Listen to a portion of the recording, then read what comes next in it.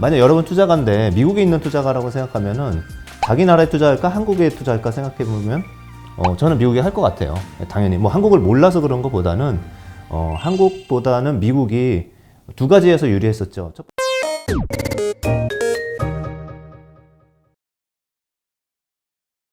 안녕하세요. 안녕하십니까. 네, 자이언트 TV의 안갑성 기자입니다. 네, 구독자 여러분, 오늘은 김태용 그로스일 자산운용 대표님을 이 자리에 모시게 됐는데요. 되게 오랜만에 사실 모시게 됐습니다.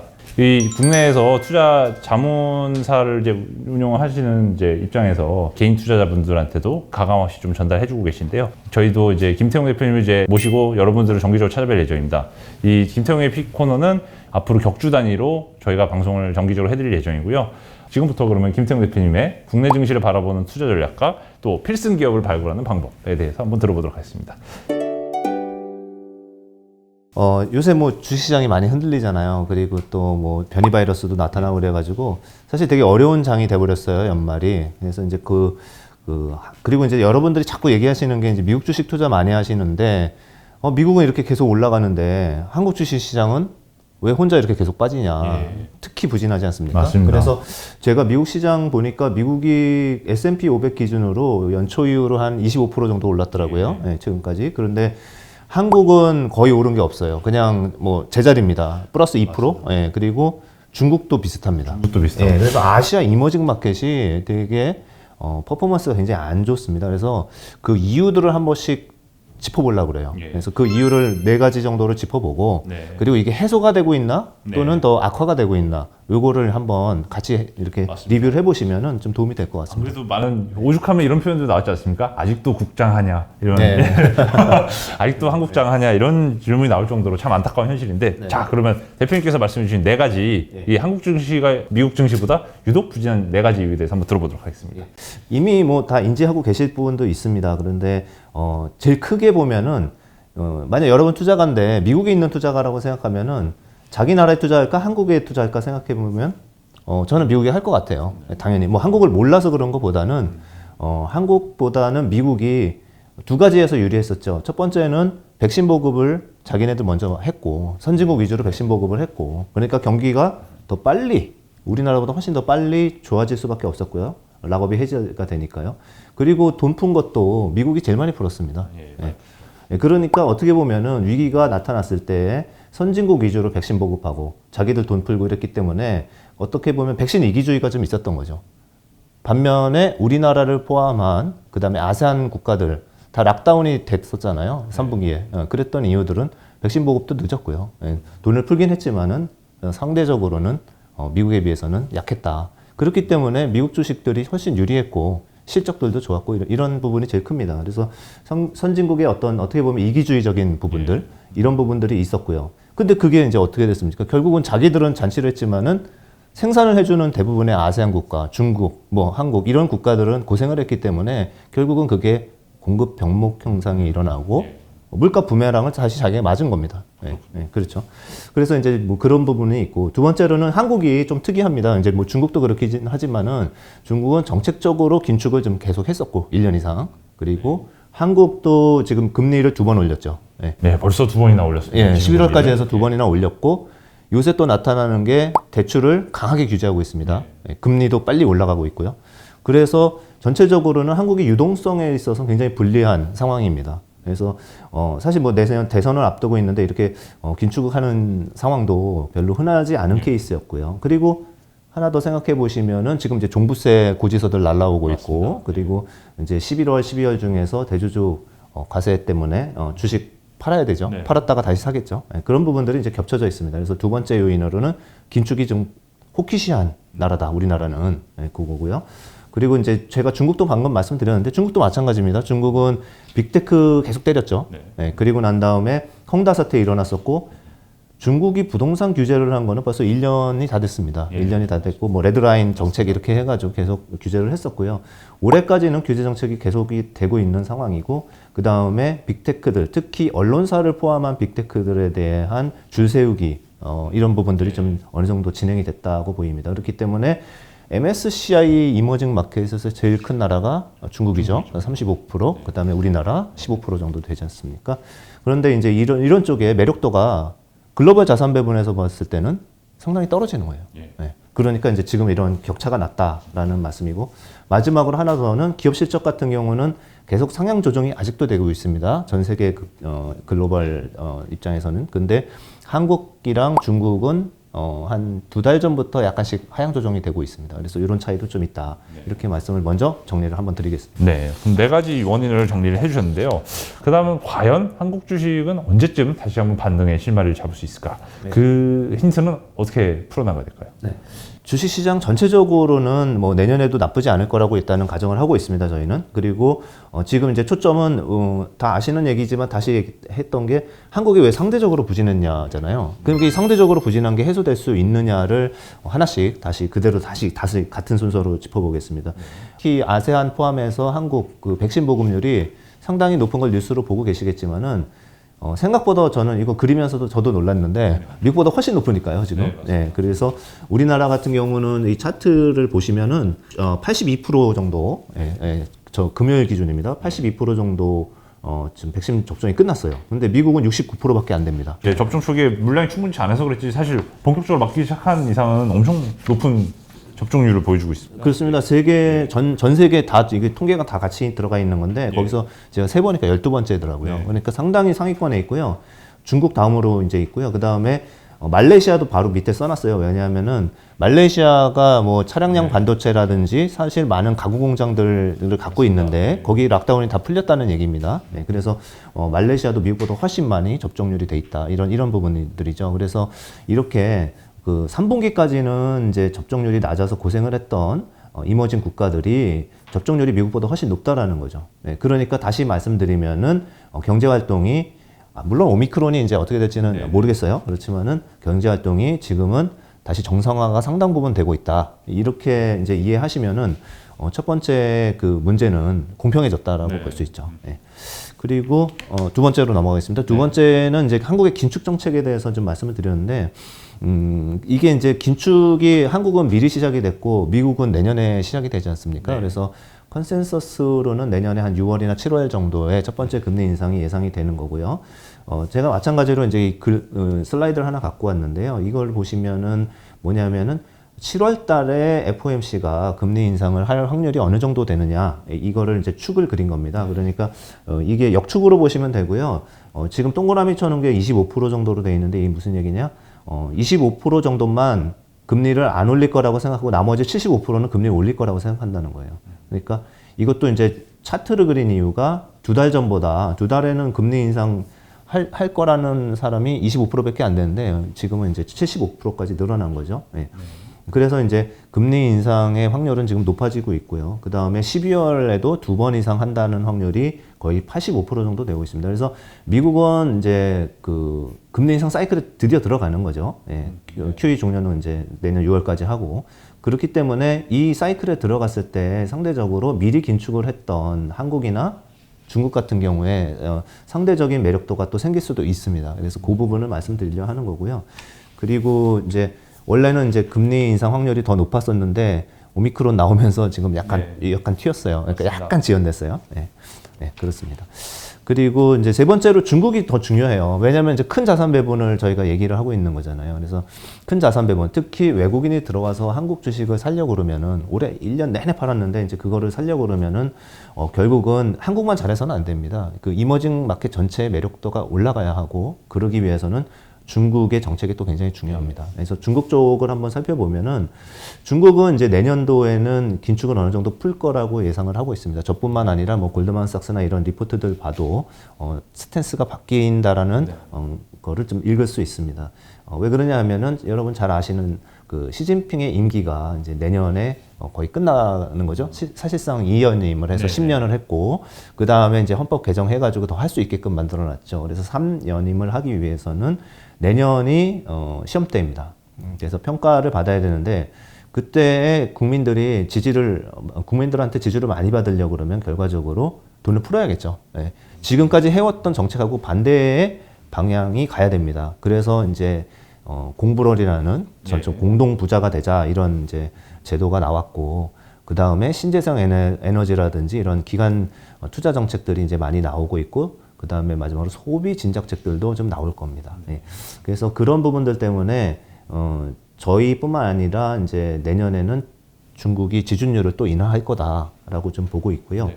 그리고 이제 미국이 금리 인상하는 시기에 보면은 중국이 이 차트에서도 보시면은 지준율을 내리는 이런 경우가 많이 있었습니다. 그리고 조그맣게 붙여놓은 오른쪽 차트도 뭐 참고 삼아 보시면은 그 과거에 지도부가 교체될 때 총 사회 융자가 증가했다라는 동그라미 표시를 보실 수 있는데 그거는 그냥 돈이 풀렸다 이렇게 보시면 됩니다. 그래서 정리하면은 중국은 정치적인 이슈와 그 다음에 미리 긴축을 했던 부분들을 정리하면서 내년에는 오히려 경기 진작이나 그 다음에 그 유동성 공급 정책으로 좀 돌 가능성이 높다라는 부분이 한국에도 유리하다라고 이렇게 볼 수 있습니다. 그리고 마지막으로 이제 네 번째 요인의 이제 기업이익 증가. 그래서 예상치보다 기업이익이 좋아지냐 나빠지냐에서 중국이랑 한국은 분리했습니다. 기업이익이 예상치보다 조금씩 줄어들었고 지금 미국은 저번 주까지만 보셔도 계속 한 달 평균으로 예상보다 높아지고 있습니다. 그래서 이런 차이가 있는데 그 제일 큰 이유는 여전히 삼성전자, 하이닉스가처럼 반도체 기업들이 한국의 주축이죠.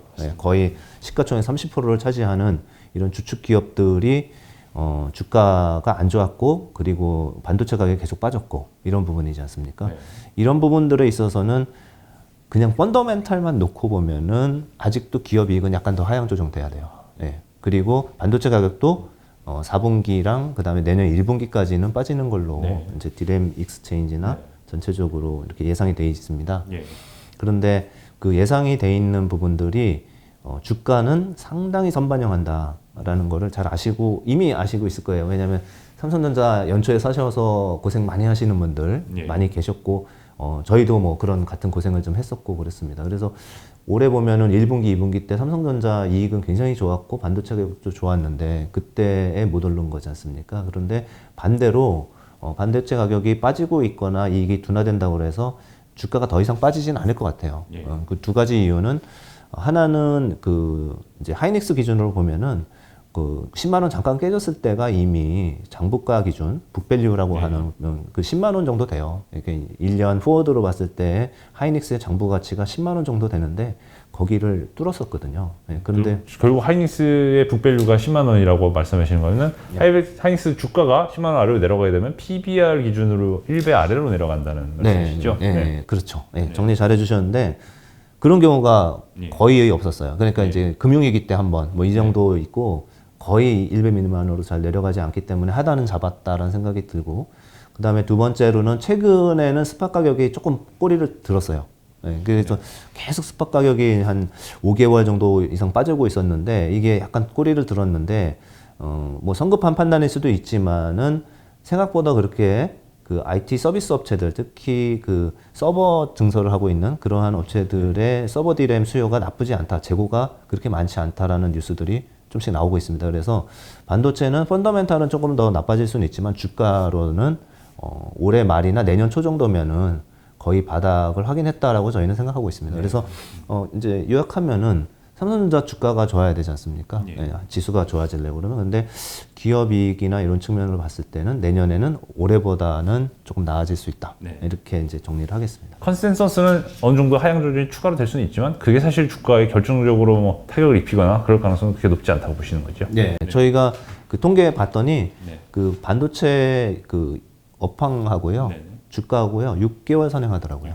굉장히 제일 빠릅니다. 제일 빠르고. 그러다 보니까 이제 해외에서도 한국의 수출 지표를 굉장히 중요하게 보는 이유가 그런 거고요.